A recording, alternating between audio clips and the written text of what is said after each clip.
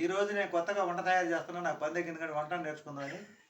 ఇది వచ్చేసి fried rice, అంటే ఎగ్గు లేకుండా సాదా ఫ్రైడ్ రైస్ ఎలా చేస్తానో చూపిస్తాను చూడండి. ముందుగా అయితే మా ముగ్గురికి సరిపడేది ఈ గది గ్లాసుకు నూనె తీసుకున్నా, కొంచెం వెళ్తుగా ఈ నూనె అయితే పోస్తున్నా. ఇక్కడ మర్చిపోయావు ఏంటంటే గ్యాస్ వెలిగించడం మర్చిపోయాను. తాగిన తర్వాత ఇది పచ్చిమిర్చి, తరిగి పెట్టుకున్న పచ్చిమిర్చి, ఆనియన్స్ ఇట్లా వేసుకోవాలండి. ఇది మా ముగ్గురు సరిపడా చేసుకున్నాం మేమైతే. ఫస్ట్ టైం కాబట్టి కొంచెం చూడండి వెరైటీగా ఉంటుంది వంట. చూడండి ఇలా వేపుకోవాలి. ఈ నూనెలో పచ్చిమిరపకాయలు బ్రౌన్ కలర్ వచ్చేదాకా ఉంచుకొని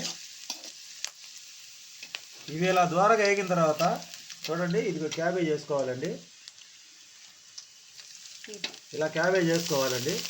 క్యాబేజ్ అంటే మనకు సరిపడా, మన చెప్తా కొలతలకు నాకు అర్థం కాదు కాబట్టి ఈ స్పూన్తో సగం స్పూన్ వేసుకోవాలి. సాల్ట్ నేను వేసాను, టేబుల్ స్పూన్ సాల్ట్ మనకు సరిపడా. ఆ తర్వాత పసుపు కొంచెం కొంచెం కాదు.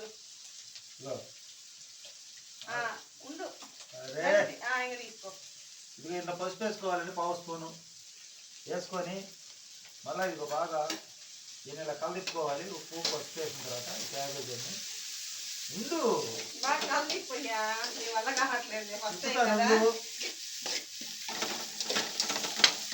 నచ్చుకోండి. దాంతో పెట్టుకోవాలి అలా ధీమా తుడిచి దాన్ని.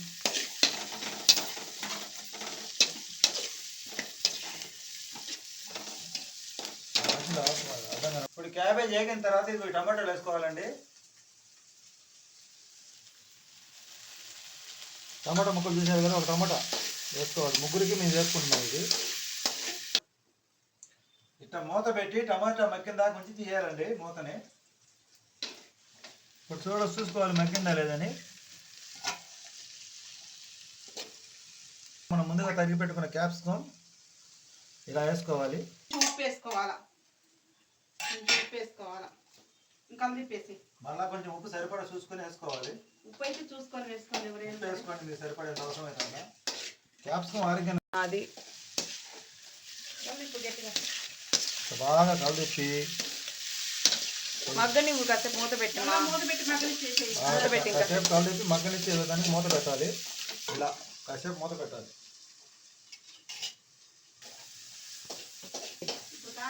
5 నిమిషాల సేపు ఇలా మగ్గిన తర్వాత బాగా ఇట్లా మగ్గ పెట్టుకోవాలి. క్యాప్సికమ్ వేసిన తర్వాత చూడండి. ఇప్పుడు నెక్స్ట్ కారం వేసుకోవాలి. చూడండి ఒక స్పూన్ కారం వేసుకోవాలి. కొంచెం ఎక్కువ తినాలి దాని దగ్గర వేసుకోండి. కారం ఏముంది మనకి. ఉప్పు కారం అనేది ఎవరు సరిపడా వేసుకోండి. సరిపడా బాగా కలిపి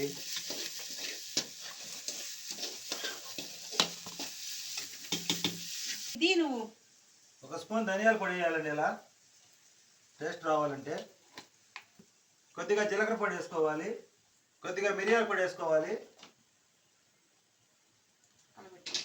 ఇప్పుడు మళ్ళీ బాగా కలబెట్టుకోవాలండి. బాగా కలబెట్టుకోవాలి.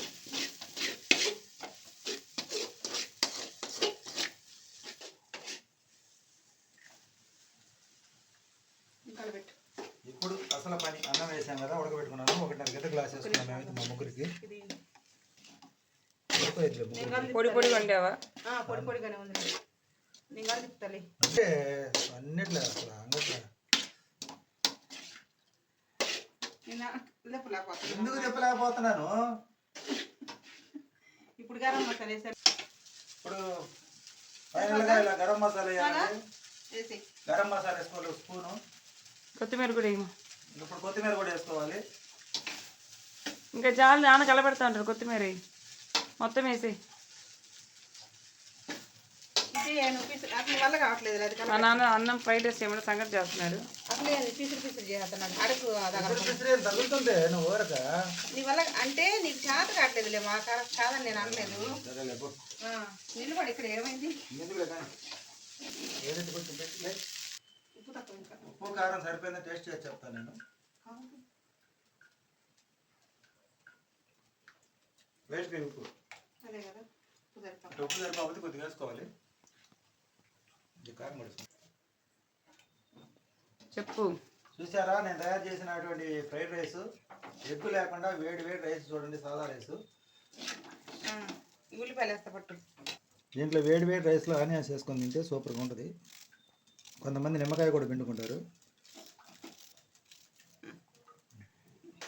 టేస్ట్ చేసి చెప్తే ఎలా ఉంటుంది నేను తయారు చేసుకుంది. వావ్,